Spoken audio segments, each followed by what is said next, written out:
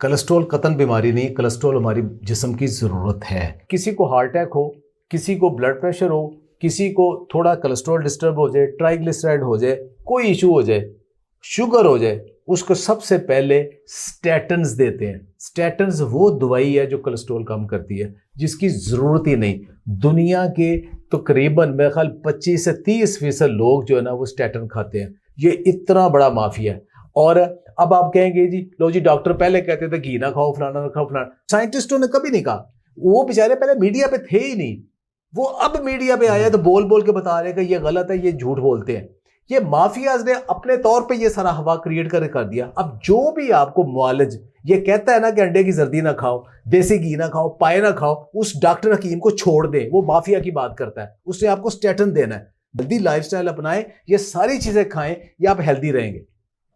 Cholesterol से इतना परेशान हूँ कि मैंने तो गोश्त की देखना छोड़ दिया है, अंडे की भी मैं बिल्कुल सफ़ेदी खा रहा हूँ, बिल्कुल मैं चीज़ें छोड़ दी हैं। तो बिल्कुल ही कोलेस्ट्रॉल ठीक नहीं हो रहा, उसकी कोई दवाई बताएं आप। कोलेस्ट्रॉल बीमारी नहीं है। हमारा जिस्म हर रोज़ 300 मिलीग्राम कोलेस्ट्रॉल बनाता है। हमारे जिस्म के एक एक सेल की ज़रूरत है मेम्ब्रेन बनाने के लिए, उसके फंक्शन के लिए, दिमाग के फंक्शन के लिए। विटामिन डी तक ये बनाता है, टेस्टोस्टेरोन ये बनाता है, बेशुमार हार्मोन और विटामिन जो है ना ये कोलेस्ट्रॉल बनाता है। शरीरों की रिपेयर के लिए भी इस्तेमाल होता है। नहीं डॉक्टर साहब, इसके मुझे तो डॉक्टर ने कहा कि आप इसको कंट्रोल कर लें वरना दिल का दौरा भी पड़ सकता है। असल बात यही है ना कि लोग कैसे डरेंगे। अगर किसी को ये कहा जाए ना कि इस कोलेस्ट्रॉल से आपके थोड़े से बाल झड़ जाएंगे तो शायद लोग इतना ना डरते। जब उन्हें ये डरा दिया गया कि ये अर्ली 80s की बात है, 70s 80s में लोगों, जब ये सीरियल लॉन्च हुए कि लोगों को सीरियल खिलाने थे, एड्स टीवियों के ऊपर आना शुरू हो गई, तो ये लोग कैसे खाएं। तो उस खाने के लिए बताया गया कि वो ज़्यादा अच्छे हैं, तो आप कोलेस्ट्रॉल वाली चीज़ें ना खाएं, उससे आपको दिल का दौरा हो सकता है। और वो कौन कौन सी चीज़ें थी? देसी घी, पाए, गोश्त, अंडे की जर्दी, जिनके अंदर कोलेस्ट्रॉल ज़्यादा है, कि वो ना खाएं। उससे आपका कोलेस्ट्रॉल बढ़ जाएगा, वो शरीरों में जमेगा और फिर आपको हार्ट अटैक हो सकता है। तो हार्ट अटैक एक ऐसी चीज़ है जिससे लोग फ़ौरन डर जाते हैं।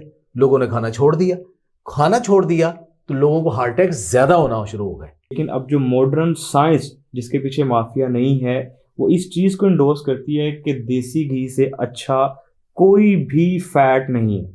उसकी रीज़न ये है कि एक तो इसका स्मोकिंग पॉइंट बहुत ज़्यादा होता है, दूसरे नॉर्मल ऑयल होते हैं जब आप उसको पकाते हैं वो जल्दी डीनेचर हो जाते हैं, उसमें ट्रांस फैट जल्दी बनना शुरू हो जाते हैं। प्रोसेस्ड फैट्स या जो फैट्स कुकिंग के बाद निकलती हैं वो, उसमें भी एलिमेंट जो हैं वो कोलेस्ट्रॉल भी ज़्यादा होता है, लो डेंसिटी लिपोप्रोटीन भी ज़्यादा होती है। ये भी ब्लड वेसल की या शरीयान की हेल्थ के लिए अच्छी नहीं होती। और ट्रांस फैट की वजह से जो दिल के मसले हैं, जो आप हार्ट अटैक की बात कर रहे हैं, स्ट्रोक की बात कर रहे हैं, वो दरअसल ट्रांस फैट की वजह से होते हैं।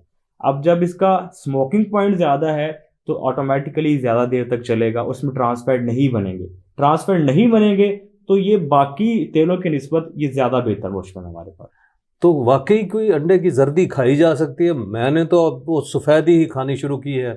आपके जिस्म को 300 मिलीग्राम रोज़ाना कोलेस्ट्रॉल कम से कम चाहिए, और 2 अंडों की जर्दी समेत, 2 अंडों की जर्दी समेत तकरीबन 250 से 250-300 मिलीग्राम बनते हैं।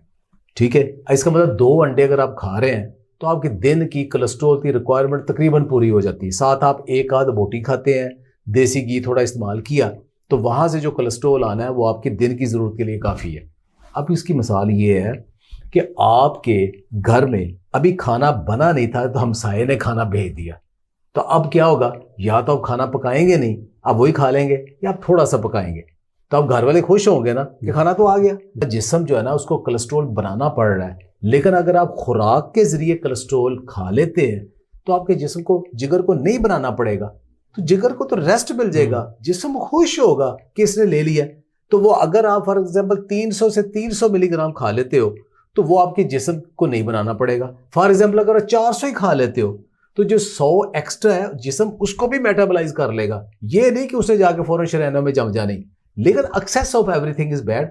तो अंडे की जर्दी ही तो असल में अंडा है जिसके अंदर ओमेगा 3 फैटी एसिड भी है, जिसके अंदर जितने मिनरल्स विटामिन हम अंडे के साथ सुनते हैं वो सारे उसकी जर्दी के अंदर है। सफेदी के अंदर तो सिर्फ प्रोटीन ही है, और बल्कि जो प्रोटीन भी टोटल है वो कंसंट्रेटेड होती है जर्दी, उसके अंदर ज्यादा है, लिहाजा उसके अंदर ज्यादा है। इस तरह जो पाए हैं, गोश्त है, ये सारी चीजें इनके अंदर सारा गुड कोलेस्ट्रॉल है। गुड और ये बैड कोलेस्ट्रॉल क्या चीज़ है? कोलेस्ट्रॉल दो तरह का होता है, एक होता है एलडीएल, दूसरा होता है एचडीएल। एलडीएल कहते हैं लो डेंसिटी लिपिड, पर दूसरे को कहते हैं कि हाई डेंसिटी। अब एलडीएल का काम ये है कि ये आपके जिगर से जो कोलेस्ट्रॉल है उसको लेके जाता है सेल के पास। जब सेल की मेम्ब्रेन के अंदर लिपिड की कमी होगी तो सेल को लिपिड भी चाहिए, तो वो एलडीएल जो आपके लिवर से कोलेस्ट्रॉल लेके आ रहा है सेल के पास। आप कैसे कह सकते हैं कि ये बुरा कोलेस्ट्रॉल हो सकता है? आपके सेल की ज़रूरियात को पूरा कर रहा है, लेकिन हमारी बदकिस्मती आज तक हमने वही माफिया वाली रिसर्च पढ़ी है जिसमें एलडीएल को बुरा कोलेस्ट्रॉल कहा जाता है। कि जहां आपने चीनी खाई, बहुत ज्यादा प्रोसेस फूड खाई, आपने केमिकल वाली फूड खाई, आपने गलत फूड खाई, आपने एक्सरसाइज नहीं की, उसके साथ क्या होता है, आपकी शरीयाने पंक्चर होना शुरू हो जाती है, उसके अंदर सुराख हो जाते हैं शरीयाने, उसको रिपेयर कर रहा है। वो जो बैड कोलेस्ट्रॉल है वो कोलेस्ट्रॉल ला के वहां देता है और वहां रिपेयर हो जाता है।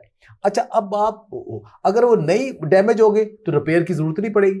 अब डैमेज ज्यादा है, आपकी आदत गलत है, सुबह आपने मिठाई खाई, फिर केक खा लिया, फिर चीनी वाली चाय पी ली, फिर आपने इस तरह प्रोसेस फूड खा ली, फ्रोजन फूड खा ली, सारा दिन यही करते हैं, तो बार बार वो पंक्चर होते हैं। वहां बैड कोलेस्ट्रॉल जो है ना वो ला के वहां उसको डिपॉजिट कर इतना डिपॉजिट करता है कि शरीयान बंद हो जाती है। तो अब कसूर तो आपका है, उसका तो कसूर नहीं है। अच्छा, अब गुड कोलेस्ट्रॉल उसे कहते हैं कि जो जमे हुआ है ना, उसको जो फालतू कोलेस्ट्रॉल है उसको लेके, या जो इस्तेमाल नहीं हुआ या जो खराब हो गया कोलेस्ट्रॉल, उसको लेके जो दोबारा जिगर में लेके आता है, उसको कहते हैं गुड कोलेस्ट्रॉल। अब ये जिस्म ने डिसाइड करना है कि आपको गुड कितना चाहिए तो बैड कितना चाहिए। सिर्फ सब्जियां खाने से पूरा हो जाएगा हमारा ये कोलेस्ट्रॉल का? एक मखसूस तबका है जिसे आप वेगन्स कहते हैं, जो सिर्फ सब्जियां खाता है, कि उनको जितना कोलेस्ट्रॉल चाहिए होता है उनका जिस्म खुद बना लेता है। लेकिन चूंकि वो सीरियल खा रहे होते हैं, कार्बोहाइड्रेट से ज़्यादा खा रहे होते हैं, अब कार्बोहाइड्रेट जब ज़्यादा खाएंगे तो हमारे जिस्म में जाके वो फैट में कन्वर्ट हो जाएंगे। अब ये जो फैट है ये ट्राइग्लिसराइड की शक्ल इख्तियार कर लेती है।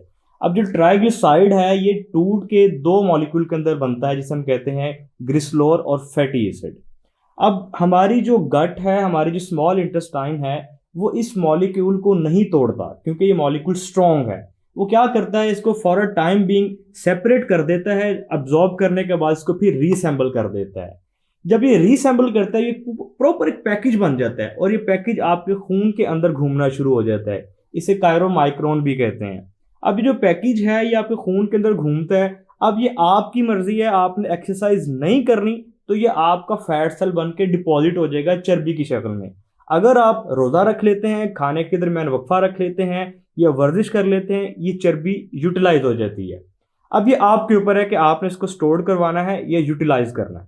ये चर्बियों से बचने के लिए ना मैंने तो खुद को बचा के रखा हुआ है। मैं सुबह उठता हूँ, कोई एक टोस्ट ले लिया, फिर कोई केक पीस ले लिया, दोपहर को मैंने वो पैटीज वगैरह ले लिए, तो ये इन चीज़ों से तो कोई फ़र्क नहीं पड़ता ना। देखें, आप प्रोटीन ले ही नहीं रहे, आप कार्ब ले रहे हो। अगर आप कोई ऐसी चीज़ नहीं खा रहे जिसमें कोलेस्ट्रॉल है, आपका जिस्म कुदरती तौर के ऊपर जो आप कैलोरीज एक्स्ट्रा ले रहे हैं कार्बोहाइड्रेट से, उसको फैट की शक्ल में इख्तियार करना शुरू कर देता है, सिर्फ इसलिए कि खुदा ना खास्ता अगर मुझे कैलोरीज मिलना बंद होगी तो यह मुश्किल के वक्त में इस्तेमाल कर लूँगा। लेकिन बदकिस्मती हमारी ऐसे, वो मुश्किल वक्त आने ही नहीं देते। हम खाने के बगैर 2 घंटे नहीं निकालते। हम उस मुश्किल वक्त को क्या, हम खाना खाते हैं, फिर 2 घंटे बाद खाना, फिर 3 घंटे बाद खाना। हमारे जिस्म में इतना फैट स्टोरेज हो जाता है कि जिस्म भी कंफ्यूज हो जाता है कि इसको मैं यूटिलाइज कब करूं, और वो फैट फिर स्टबल फैट की शक्ल के अंदर इख्तियार हो जाती है। हम कहते हैं कि मेरी जो बेली फैट है या जो मेरे पल्ले हैं, लव हैंडल्स हैं, मैंने बड़ी एफर्ट की, कम नहीं हो रहे। वो दरअसल आपने काफ़ी अरसे से फैट अपने जिस्म के अंदर स्टोर करके रखी, उसकी बारी नहीं आती। किसी के ज़हन में ये है कि उसने गोश्त या चर्बी खाई, वो जिस्म की चर्बी बनेगी, हरगिज नहीं। अब बैड कोलेस्ट्रॉल ये कि एक लिमिट तक रहेगा तो ठीक है, जरूरत से ज्यादा कोई चीज भी हो जाएगी फिर वो प्रॉब्लम करता है। और उसका हल हेल्दी लाइफस्टाइल ही है। आप गोश्त भी खाएं, अंडे भी खाएं, सब्जियां भी खाएं, सलाद भी खाएं, वॉक करें, एक्सरसाइज करें, ये सारी बादाम अखरोट खाएं, वो सारे मानो अनसैचुरेटेड फैट है।